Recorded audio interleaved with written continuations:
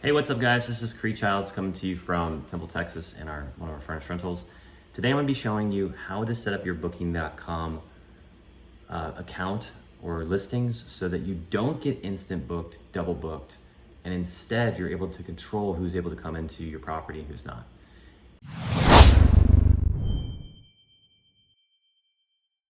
It's a little trick that most people don't know about, but when you go to create the listing, what you have to do is you have to make sure you select right before you're about to publish the listing. There's like maybe 4 steps away from publishing it. You want to select guests must request to book. They have an instant booking option. You don't want that. It says like green and everything. If you haven't yet taken the time to set up screens in your property booking process, then you're going to get some bad guests. So we love to have the option of being able to say yes or no. And Booking.com says, of course, if you instant book, you can always, decline them or whatever, or cancel it without penalty. But sometimes they don't. Sometimes they charge you their commission anyways, or they charge you a penalty. And can you imagine like being an honest guest and like you go to book and then the host just cancels you for no reason? It's like, this kind of sucks, So the whole idea behind Instant Book is that it reduces friction, a lot like Amazon or the FBA purchase button on the Amazon website. Like the whole idea is like anywhere on that website you can click buy now and just go straight to the cart. Well, the problem with that is that we're not Amazon. We're not this big company that has huge logistical processes and has billions of dollars in revenue. We're like small operators. So we have maybe if you're a big operator, you've got $10 million in revenue or something like that. But you don't want all your properties being booked instantly and then having to cancel and refund guests and all this stuff. So we found that the reason we want to be on Booking is because we want the search visibility on Google. But at the same time, I would actually prefer someone to contact me through my website than to go onto Booking.com and request a book and then book and then I have to pay the 15% commission. I'm not against that, but I also don't want Booking.com to just siphon all those customers if someone can't find me on Google on my website. I'd rather have those customers go to Google, find me, then book with me. But if they're just already coming from Booking's email or they're coming from, they're a longtime Booking fan or whatever, yeah, go ahead and chalk up the commission to Booking.com. That's fine, not a big deal. But at the same time, any new customer acquisition, I do want them to come to us, go through our Instagram page, etc. So that's why I set it up this way, because I'm trying to get extra exposure without having to deal with double bookings and penalties and all that sort of stuff. So it's going to ask for your email address. You're going to enter in the one that we have set up with. It's going to say pen. Try extra net.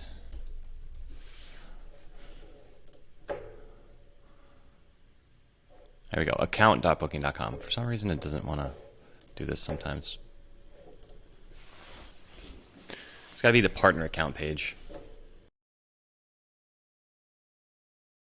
You're going to send a verification to me, and I'll get you the code, and then it should pop up. Boop, there we go.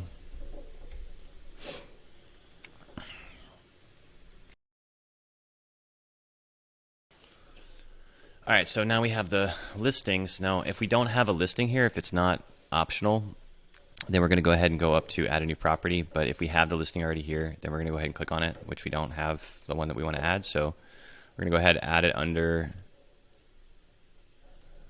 that needs to be not my name, but it needs to say United States. Now it's going to let us go ahead and go over to Airbnb, so we're going to have to sign into Airbnb as well. We're just going to start with apartment, just because it's for self-catering, 1 apartment. Okay, cool. Yes, it's the entire place.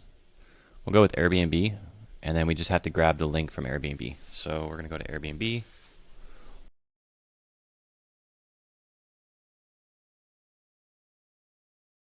All right, now we don't have Bluff Forest yet, so we're going to go ahead and use this as an example. So we're going to click on this eyeball. It's going to take us over to the room. You're just going to copy from this question mark over. You don't really need to. You can also hit share and then just hit copy link. And then it will copy the link for you. And then you just come over here and paste it.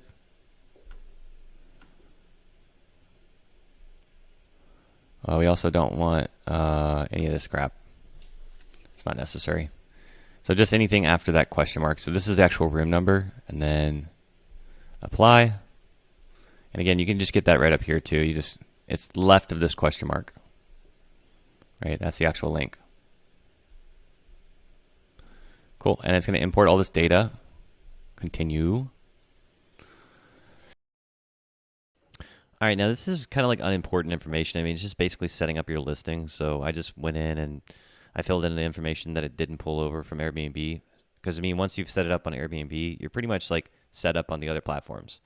The nice thing about booking.com is that it will actually pull in all the information, like most of the relevant information, but it's set up more for hotels. So it's going to have some things that you still have to fill out. Like, you know, I think that the like room count or something like that, that's one of them. It does ask you, you know, all these things just to verify, which I think is really smart. Whoever set this up, and then it will pull in your hosting profile as well. Like we're going to put in obviously our company's name, because when it shows up on booking.com, we want it to show our company so that we can actually have people search for our company. You know, again, it's advertising. You're going to pay for the advertising somehow. This just lets you pay for the advertising after you get the customer, which is really good for growing businesses. It's pretty much, you don't have to really do anything else with that. That's basically just filling out our profile-ish thing. Photos wise, we'll just go ahead and go with these photos. They're subject to change. We're going to probably change the lead photo to something that's more platform friendly, but say pretty much just leave them alone as they are. And again, this is just more confirming the profile information that you already know. Like we're accepting credit cards, we're adding in the base price. I'm looking at the calendar and trying to give my VA, my support person, you know, the right information, but basically just going based on you know, a fixed price. And I'm kind of just talking about just random things like, you know, these are the different base prices of these different properties and whatnot. So one thing you will notice about booking.com is that it's in reverse of the other platforms like Airbnb and Vrbo, because it will take your price and then discount based on smaller numbers of people. And it's kind of funky because you have to think in opposites, right? So like on Airbnb and Vrbo, many people do like a base price, and then as you add people, they raise the price by a certain amount per night, like 20 to 50 bucks. With booking.com, it's actually the reverse, and it's percentage basis. So like say you want to have your max number of people stay and it's going to be $500. Then you're going to discount down to one person, and whatever that discount is, that's your base price. Whereas with the other platforms, you got a base price and then you add on per guest over that base number of guests. We always do non-refundable, turn it off, because again, we don't want really people booking it, but it does say you can get more search visibility. So, you know, you can probably just go ahead and switch that on. Weekly rate, I like to do a larger weekly rate because again, I'm trying to get longer term bookings. I'm not trying to get, you know, premium prices. This is contractor type housing. So we're trying to get more companies and people coming in for longer stays, you know, like midterm stays, but booking us through short-term rental platforms. Because it'll be a pricing thing. I think that it doesn't sync with our PMS. Want to sync availability with Airbnb, avoid double bookings. Click always channel manager. Do you want to allow 30 plus day stays? Yes. 90 days is fine. Because we're trying to, again, track more contractor bookings. All right, now, one of the things that I actually missed the first time go around on this was there's a really important step. It's called no instant booking, and it's like a couple of steps right before the end. It's almost hidden, really. And so I wanted to go back and just rewind and just show you guys this, because it's really important that you have this selected, because I don't know how to turn it back on after the fact once you've actually published the listing. So you want to make sure that you tick this little box that allows you to change it, because if you publish it without it, I don't know how to find it. So go ahead and watch this part again, because I think I grazed over it super fast, but I wanted to rewind and just show you this again. All right, so I finally found it. So it's under here in pricing. So when you're going through setting up the listing, you have to make sure, very, very important, that you select how you receive bookings. The guests will need to request to book. For some reason, they only give you this option up front. They don't let you change it afterwards. I don't know why. It's kind of stupid. So you have to go create a whole new listing. But Basically, guests can book within 40, it has to at least have 48 hours advance notice, which is great, right? You have 24 hours to accept or decline the request. Guests have 24 hours to finish their booking. And again, the reason why we want to be on booking.com is that we want to advertise to people searching on Google for our local market without having to pay for ads. This gives us the opportunity to get in front of people and get exposure, which will then lead them to search for us. So actually, when we go back to the host information, we want to put in here, because we don't want to have to change this later, host name, stay, Albatross, furnished, or short-term rentals.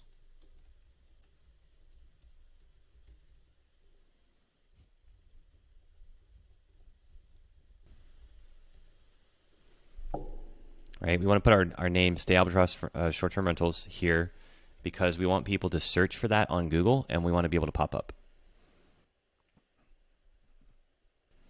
All right, and again, make sure that they have to request a book. Otherwise, we have to go create the listing again. So I just wanted to draw your attention to that because I missed it the first time. It's in the pricing and calendar section when you're setting it up. And again, I don't know how to turn it on. So after you've already created the listing, so make sure you at least select it when you create the listing so you have the option to turn it off. Making your beds, and then should pop all up.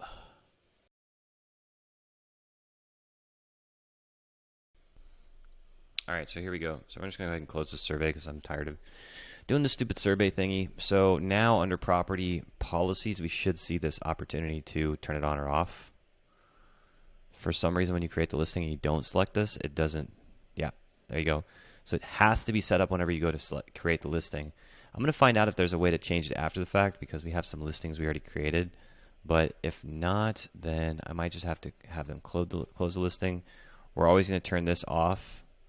I don't want people last minute booking without a credit card because I don't want them to like be able to book without a credit card. But yeah, other than that, so it should be good to go. And you just leave it like that. And that's it. And then we go back to our group booking page and we should see the new room pop up. Boom, there we go. So there we go, Waxahachie, queen bed, 10 minutes to downtown. So it allows us to be bookable.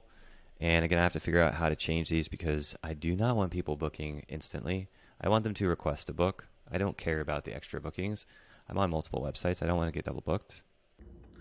Cool, so if you guys like that video, be sure to hit the subscribe button, hit the bell icon to get notified when I come up with a future video. And also too, if you have any feedback or experience with using booking.com and whether it's good or bad, comment down below. What do you think about the booking.com experience? Are you a fan? Do you use it with the property management system? Are you not even using it yet? Like, why not? We found that booking.com is great. It's a great way to get on Google and get found without having to push out your address, like, on the internet, which is like how most people do it with Google My Business. So let me know, guys. Comment down below, hit the bell icon to get notified, and we'll see you guys next time.